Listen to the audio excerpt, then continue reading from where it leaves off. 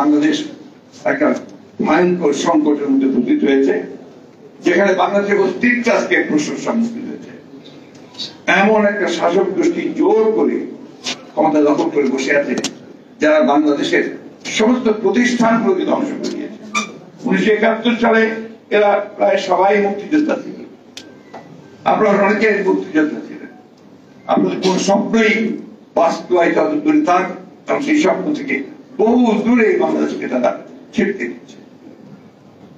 এই অবস্থার প্রেক্ষিতে আজকে সিরাজুল আলম খানকে আমরা নতুন করে মনে করা দরকার যে অসাধারণ সাংগঠনিক শক্তি, তার সেই তাত্ত্বিক দার্শনিক যে যোগ্যতা, সেই যোগ্যতা নিয়ে তিনি বাংলাদেশের মানুষকে ঐক্যবদ্ধ করতে এবং সংগ্রামী করে স্বাধীন হতে তিনি সাহায্য করেছিলেন। আজকে আমরা এমন একটা শাসক গোষ্ঠীর যাতে করে পড়েছি, যারা এখানকার মানুষের কল্যাণের জন্য কোনো কিছু করার দূরে থাক, মানুষকে তারা শোষণ করছে, নিগৃহীত করছে, নিপীড়ন করছে এবং প্রতি মুহূর্তে বাংলাদেশের ভবিষ্যৎ, সেই ভবিষ্যৎকে তারা ধ্বংস করে দিচ্ছে। আপনারা ভালো না, সবাই একটু ক্লান্ত। আমি শুধু এই কথাটা আপনাদের বলতে চাই, আমরা সবাই একসাথে আন্দোলন করছি, যুগপৎ আন্দোলন করছি। কেন করছি? আমরা সবাই মনে করি যে এখন গণতান্ত্রিক ব্যবস্থায় ফিরে যাওয়াটাই আমাদের একমাত্র উপায়।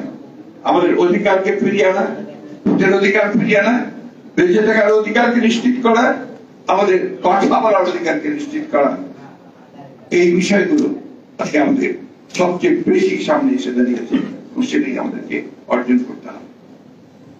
আমাকে এক সাংবাদিক ভাই আমাকে বলেছেন যে ওবায়দুল কাদের সাহেব গতকাল নাকি বলেছেন আজকে এই যে 15% যে আপনার কর দিয়ে কারো টাকা সাদা করা হবে, তার জন্য নাকি মাছের টোপ, মাছ ধরার জন্য যে টোপ দেওয়া হয়, তাই দুর্নীতিবাদদের ধরার জন্য টোপ দিচ্ছে। হাস্যকর। তাহলে আমি কাদের কথা শুনলাম। যাই হোক, এখন ব্যাপার হচ্ছে যে আমরা তো দেখলাম যে আপনারা মাছের টোপ দিয়ে কাদের ধরেন, এবং কেন এখন আপনারা তো নিজেরাই এটার সঙ্গে জড়িত। আপনি বাজেট দেখলেই বুঝতে পারবেন যে রাঘব বোয়ালদের লুটে খাওয়ার আরেকটা ব্যবস্থা করেছেন। এটা এই প্রত্যেক বছর একই ঘটনা করছে, এবং যারা আপনার অর্থনৈতিক বিশ্লেষক তারা বলছেন যে এটা আপনার শুধুমাত্র ক্ষতি ছাড়া কিছু করবে না। যেখানে সবচেয়ে বড় সংকট এখন সাধারণ মানুষের জন্য ইনফ্লেশন, দ্রব্যমূল্যের এত বেশি বেড়ে গেছে, যেটা সাধারণ মানুষের কাছে সবই হচ্ছে না। আজকে এই সমস্ত কথাগুলো বলে একটা ধূম্রজাল সৃষ্টি করে মানুষকে আর কতদিন প্রতারিত করে রাখা।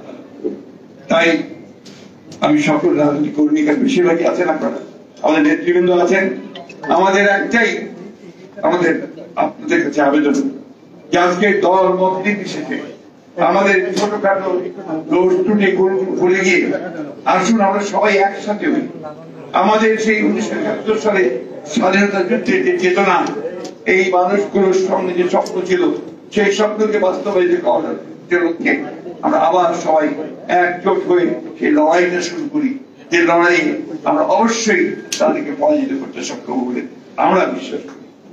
আমি আপনাদেরকে আজকে আমার দলের পক্ষ থেকে, আমাদের নেত্রী দেশনেত্রী বেগম খালেদা জিয়ার পক্ষ থেকে, আমাদের নেতা আমার পক্ষ থেকে আমি আপনাদের আজকে আবার সিরাজুল আলম খানের প্রতি আমাদের শ্রদ্ধা জানাচ্ছি। আপনাদের সকলকে ধন্যবাদ।